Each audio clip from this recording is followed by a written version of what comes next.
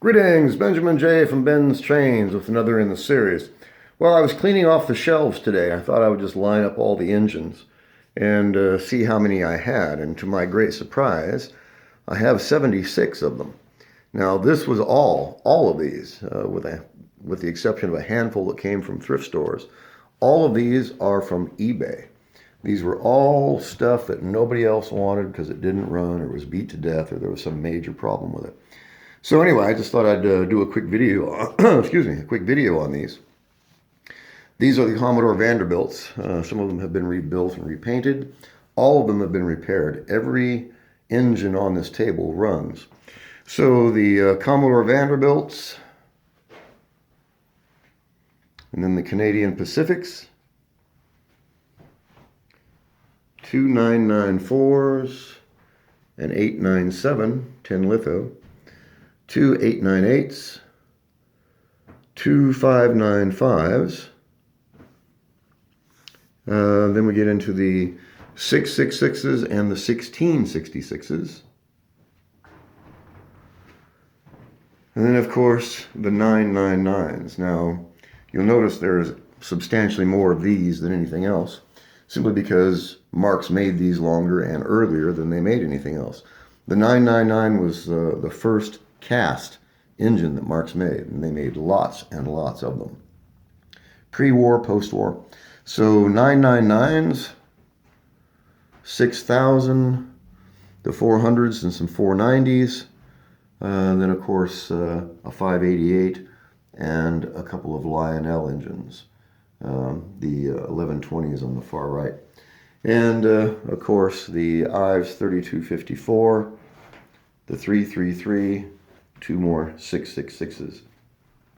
So as I always stress, don't overlook the junk. So all of these, like I said, with the exception of a handful of them, all came from eBay. They were all $10 or less.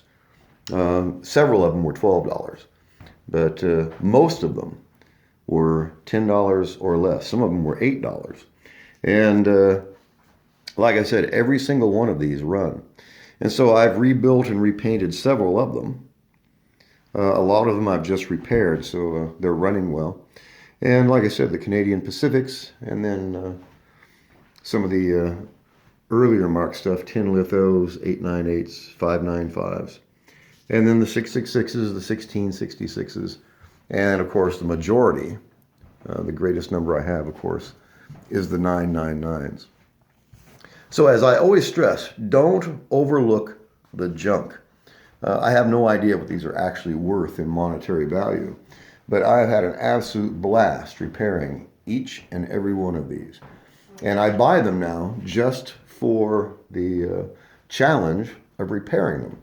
It's not like I need any more, that's for sure. And it's just really gratifying to be able to find an $8 or a $10 engine on eBay and have it arrive either in pieces or broken or neglected for 50 years, and work on it for a few minutes and get it up and running, and then just add it to the collection, which is exactly what I'm doing. I have another one, another 666 that will be here hopefully tomorrow, very likely Monday. And I'll be working on that one. I'll be doing a video on it. So there's lots of engines here. And like I said, you can grab any one of these at random, and all of them run. And then I've got boxes of parts, bits and pieces of all kinds of things. And it's really surprising what you can do with these if you have a supply of parts. So as I stressed, don't overlook the junk. If you can find an engine on eBay that doesn't run, and even if you can't fix it, strip it for parts. Out of that one engine, you can usually fix 5 or 6 other engines and get them running just with the parts from one that doesn't work. It's well worth your time and effort if you're into, of course, model railroading. So Marx is looked down on by model railroaders. You know, these are considered toy trains, not model trains. So if that's the case, then evidently I'm hooked on toy trains because I have lots and lots and lots of them. So I just wanted to do a quick video on this. Like I said, I just cleaned off the shelf. I was going to just dust everything off. A lot of these things haven't been run in months. And So every, well, I don't know, every few months I'll go through them all and cycle them and run them just to make sure that they're all staying running and in good running condition. But it's been a lot of fun to repair these. And it's not a lot of work. Once you understand how a Marx engine or a Marx motor works, it usually only takes a few minutes to get one of these things running. If, of course, you have the parts to do it with. And these engines you can find on eBay cheap. Like I said, even if you can't fix them, they are worth much more in parts than they are as a running engine. And you can take any one of these, and with the wheels, the gears, couplers, light bezels, anything you can think of, you can use on almost any other Marx motor. So it gives you a great supply of parts and a great way to get parts that are really, really cheap. So I just wanted to do a quick video on this. And there's a lot of engines here. And like I said, 76 of them. And all of them were just stuff on eBay I got cheap because nobody else wanted to buy it. 90% of these things that I bought, I was the only bidder on them. Which seems really a shame because there's a lot of really nice engines here that would have gone begging. And just a few minutes work and every one of these engines run.